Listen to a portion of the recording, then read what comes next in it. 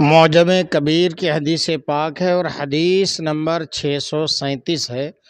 حضرت اشعث بن قیس کندی رحمۃ اللہ تعالی علیہ سے روایت ہے کہ حضور انور صلی اللہ تعالی علیہ وآلہ وسلم نے ارشاد فرمایا، جو شخص دوسرے کے مال پر قبضہ کرے گا وہ قیامت کے دن اللہ تعالی سے کوڑی ہو کر ملے گا۔ اللہ اکبر کبیرہ۔ یہ حدیث پاک تو بڑی عبرت ناک ہے، اس میں ہمارے اور آپ کے لیے بہت بڑا عبرت کا مقام ہے۔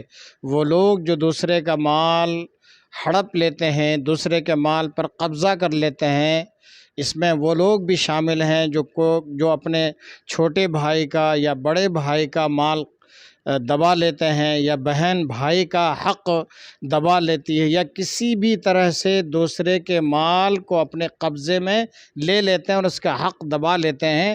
ان سب کے لیے اس حدیث پاک میں عبرت ہی عبرت ہے کہ ایسے لوگوں کو اللہ تبارک و تعالی کوڑھی کی شکل میں میدان محشر میں اٹھائے گا، یعنی وہ لوگ قیامت کے دن اللہ تعالیٰ سے کوڑھی ہو کر ملیں گے۔